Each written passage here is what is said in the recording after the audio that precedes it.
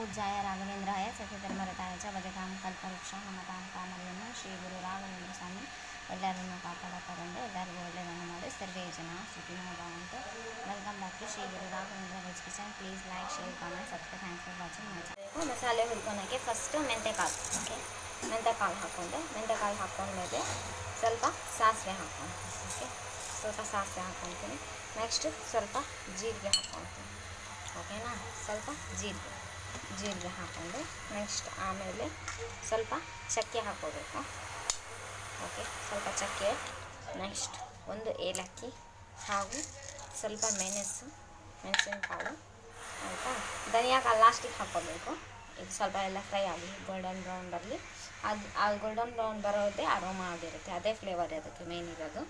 ಹಾಗಾಗಿ ಇದೆಲ್ಲ ಸ್ವಲ್ಪ ಫ್ರೈ ಮಾಡ್ಕೊಂಡು, ಓಕೆನಾ. ಸ್ವಲ್ಪ ಎಲ್ಲದು ಫ್ರೈ ಆಗಿ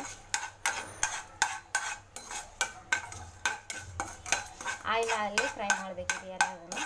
ಓಕೆ, ಇದು ಎಷ್ಟು ಕ್ವಾಂಟಿಟಿಯಲ್ಲಿ ಬೇಕೋ ಅಷ್ಟೇ ಮಾಡ್ಬೋದು. ಸ್ಟೋರ್ ಮಾಡಿ ಇಡೋದಲ್ಲ ಅಷ್ಟೊಂದು ಚೆನ್ನಾಗಿ ಅನಿಸಲ್ಲ, ಯಾಕಂದರೆ ಇದು ಒಬ್ಬಟ್ಟು ಸಾರಿಂದಲ್ಲ. ಓಕೆ, ಸ್ವಲ್ಪ ಗೋಲ್ಡನ್ ಬ್ರೌನ್ ಬರಲಿ. ಆ ಗೋಲ್ಡನ್ ಬ್ರೌನ್ ಏನು ಬರುತ್ತಲ್ಲ ಅದೇ ಟೇಸ್ಟ್ ಕೊಡೋದು, ಅದೇ ಫ್ಲೇವರ್ ಬರೋದು. ಹಾಗಾಗಿ ಸ್ವಲ್ಪ ಫ್ರೈ ಆಗಲಿ. ನೆಕ್ಸ್ಟ್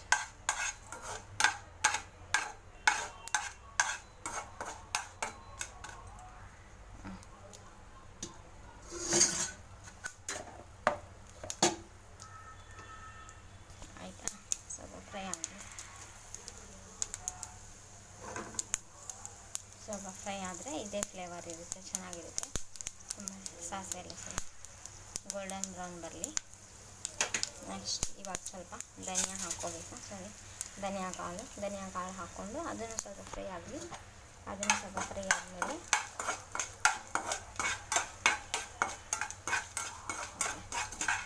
ನೆಕ್ಸ್ಟ್ ಇವಾಗ ಸ್ವಲ್ಪ ಬ್ಯಾಡಗಿ ಮೆಣಸಿನ್ಕಾಯಿ ಖಾರ ನೋಡ್ಕೊಂಡು ಹಾಕ್ಕೋಬೇಕು, ಯಾಕಂದರೆ ಚಿಕ್ಕ ಮಕ್ಕಳೆಲ್ಲ ತಿಂತಿರ್ತಾರಲ್ಲ, ಹಾಗಾಗಿ ಅದನ್ನು ಹುರ್ಕೋಬೇಕು. ಬ್ಯಾಡಗಿ ಮೆಣಸಿನ್ಕಾಯಿ ಎಲ್ಲ ಹುರ್ಕೊಂಡು ನೆಕ್ಸ್ಟ್ ಸ್ವಲ್ಪ ಕರಿಬೇವು ಇವಾಗ ಕರಿಬೇವು ಹಾಕ್ಕೊಂಡು ಸ್ವಲ್ಪ ಕರಿಬೇವು ಹಾಕ್ಕೊಂಡು ಗ್ಯಾಸ್ ಆಫ್ ಮಾಡಿದ ಮೇಲೆ, ಇವಾಗ ಏನು ಬೇಡ, ಗ್ಯಾಸ್ ಆಫ್ ಮಾಡ್ತೀವಲ್ಲ ಆವಾಗ ಸ್ವಲ್ಪ ಹಿಂಗೆ ಹಾಕ್ಕೋಬೇಕು. ಏನೋ ಸ್ವಲ್ಪ ಫ್ರೈ ಆಗಿದೆಯಲ್ಲ ಅದು. ಗ್ಯಾಸ್ ಆಫ್ ಮಾಡ್ಕೊಂಡು ಸ್ವಲ್ಪ ಹಿಂಗೆ ಹಾಕ್ಕೊತೀನಿ. ಓಕೆ, ಹಿಂಗೆ ಹಾಕ್ಕೊಂಡು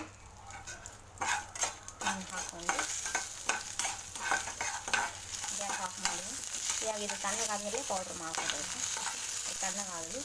ತಣ್ಣಗಾದ್ಮೇಲೆ ಪೌಡ್ರ್. ಈಗ ಫಸ್ಟಿಗೆ ಎಣ್ಣೆ ಕಾಯಕ್ಕಿಡಬೇಕು. ಎಣ್ಣೆ ಕಾದ್ಮೇಲೆ ಸ್ವಲ್ಪ ಸಾಸಿವೆ ಹಾಕಬೇಕು. ಸಾಸಿವೆ, ನೆಕ್ಸ್ಟ್ ಸ್ವಲ್ಪ ಜೀರಿಗೆ, ಒಗ್ಗರಣೆಗಲ್ಲ ಸ್ವಲ್ಪ ಜೀರಿಗೆ ಹಾಕ್ಕೊಂಡು ನೆಕ್ಸ್ಟ್ ಸ್ವಲ್ಪ ಬ್ಯಾಡಗಿ ಮೆಣಸಿನ್ಕಾಯಿ ಹಾಕ್ಕೊಂಡ್ಮೇಲೆ ಇವಾಗ ನೆಕ್ಸ್ಟ್ ಸ್ವಲ್ಪ ಕರಿಬೇವು ಮತ್ತು ಹಿಂಗು ಹಾಕ್ಕೋಬೇಕು. ಓಕೆ, ಇವಾಗ ಕರಿಬೇವು, ನೆಕ್ಸ್ಟ್ ಹಿಂಗು. ನಮ್ಮ ಕಡೆ ಇದೇ ಇರೋದು ಹಿಂಗು, ಬೇರೆ ಹಿಂಗಿಲ್ಲ. ಓಕೆನಾ, ಇದು ಹಿಂಗೆ ಹಾಕ್ಕೊಂಡ್ಮೇಲೆ ಸ್ವಲ್ಪ ಇದೆಲ್ಲ ಎಣ್ಣೆಯಲ್ಲಿ ಬೆಂದಿದೆ.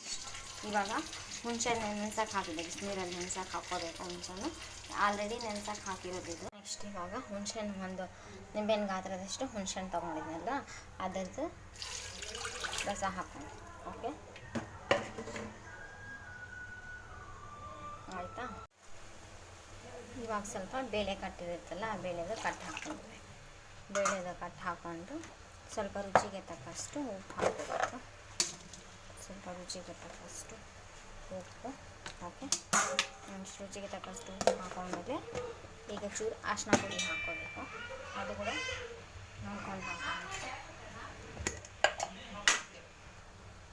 ಓಕೆ, ಚೂರು ಅರಿಶಿನ ಪುಡಿ ಹಾಕ್ಕೊಂಡು ಸ್ವಲ್ಪ ಬೇಯಿಸೋಕೆ ಇಡಬೇಕು. ಸ್ವಲ್ಪ ಇವಾಗ ಬೆಲ್ಲ ಹಾಕ್ಕೊತೀನಿ. ಬೆಲ್ಲ ಹಾಕ್ಕೋಬೇಕು. ಓಕೆ, ಒಂದ್ಸಲ ಚೆನ್ನಾಗಿ ಕದ್ಕೊಂಡು, ಇದು ಸ್ಟೀಲ್ ಪಾತ್ರೆ ಎಲ್ಲ ತಳ ಹಿಡಿಯುತ್ತೆ, ಹಾಗಾಗಿ ಚೆನ್ನಾಗಿ ಕದ್ಕೋಬೇಕು. ಇರಬೇಕಾದ್ರೆ ಸ್ವಲ್ಪ ಬೆಲ್ಲ ಹಾಕೋಣ. ಓಕೆ, ಬೆಲ್ಲ ಹಾಕ್ಕೊಂಡು ಸ್ವಲ್ಪ ಕುದಿಲಿ. ನೆಕ್ಸ್ಟ್ ಇವಾಗ ತಿಳಿ ಸಾರಿನ ಪುಡಿ ಎಲ್ಲ ಹುರಿದು ಪುಡಿ ಮಾಡಿರೋದಲ್ಲ 2 ಚಮಚ ಹಾಕ್ಕೊತೀನಿ. ನೋಡ್ಕೊಂಡು ಹಾಕೋಬೇಕು, ಜಾಸ್ತಿ ಆದ್ರೂ ಚೆನ್ನಾಗಿ ಅನಿಸಲ್ಲ, ಕಡಿಮೆ ಆದರೂ ಟೇಸ್ಟ್ ಇರೋಲ್ಲ, ಜಾಸ್ತಿ ಆದರೂ ಟೇಸ್ಟ್ ಕೆಟ್ಟೋಗುತ್ತೆ. ಹಾಗಾಗಿ ಒಂದು ಅಡುಗೆಗೆ ಹದ ಅನ್ನೋದು ಎಷ್ಟು ಇಂಪಾರ್ಟೆಂಟ್ ಅಂದರೆ ಕಡಿಮೆ ಆದರೆ ಟೇಸ್ಟ್ ಇರೋಲ್ಲ, ಜಾಸ್ತಿ ಆದರೆ ಟೇಸ್ಟ್ ಕೆಟ್ಟೋಗ್ಬಿಡುತ್ತೆ. ಓಕೆ ಆಯಿತಾ? ಹಾಗೆಲ್ಲ ಒಂದ್ಸಲ ಕದಕಬೇಕು. ಅವೆಲ್ಲ ಒಂದ್ಸಲ ಕದಕಿದ್ರೆ ತುಂಬ ಸೂಪರ್ ಆಗಿರುತ್ತೆ. ಮದುವೆ ಮನೆಯಲ್ಲಿ ಮಾಡ್ತಾರಲ್ಲ ಅದೇ ಸ್ಟೈಲಲ್ಲಿದೆ. ಈರುಳ್ಳಿ ಬೆಳ್ಳುಳ್ಳಿ ಉಪಯೋಗಿಸಿಲ್ಲ. ಓಕೆನಾ? ಹಿಂಗೆ ಕುದೀತಾ ಇರಬೇಕು, ಹಿಂಗೆ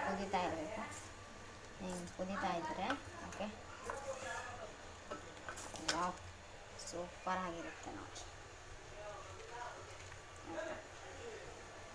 ನೆಕ್ಸ್ಟ್ ಓಕೆ, ಮದುವೆ ಮನೇಲಿ ಹಿಂಗೆ ಇರುತ್ತೆ ನೋಡಿ ಇದು ಒಬ್ಬಟ್ಟು ಸಾರು. ಈರುಳ್ಳಿ ಬೆಳ್ಳುಳ್ಳಿ ಉಪಯೋಗಿಸಲ್ಲ, ಹಾಗೆ ಮಾಡ್ತಾರೆ. ಓಕೆನಾ? ಜಸ್ಟ್ ಒಂದು 3 to 4 ಮಿನಿಟ್ಸಲ್ಲಿ ಆಗೋಗುತ್ತೆ. ಬೇಳೆ ಒಂದೇ ಬೇಯಿಸಿಟ್ಕೊಂಡ್ಬಿಟ್ರೆ ಸಾಕು, ತುಂಬ ಟೇಸ್ಟಿ. ತರಕಾರಿ ಯಾವುದಿಲ್ಲ, ಬೇಳೆ ಒಬ್ಬಟ್ಟು ಮಾಡಿರ್ತೀವಲ್ಲ ಅವಾಗೆಲ್ಲ ಮಾಡ್ಕೋಬೋದು. ಮದುವೆ ಮನೆಯಲ್ಲಿ ಮಾಡುವಂಥ ಈರುಳ್ಳಿ ಬೆಳ್ಳುಳ್ಳಿ ಏನು ಉಪಯೋಗಿಸಲ್ಲ, ತುಂಬ ಟೇಸ್ಟಾಗಿರುತ್ತೆ. ಸೈಡ್ ಡಿಶ್ ಏನೇ ಇಲ್ಲ ಅಂದರೆ ನಡೆಯುತ್ತೆ, ಆಪ್ಷನಲ್ ಸೈಡ್ ಡಿಶ್ ಅನ್ನೋದು. ಒಮ್ಮೆ ಮನೆಯಲ್ಲಿ ಟ್ರೈ ಮಾಡಿ.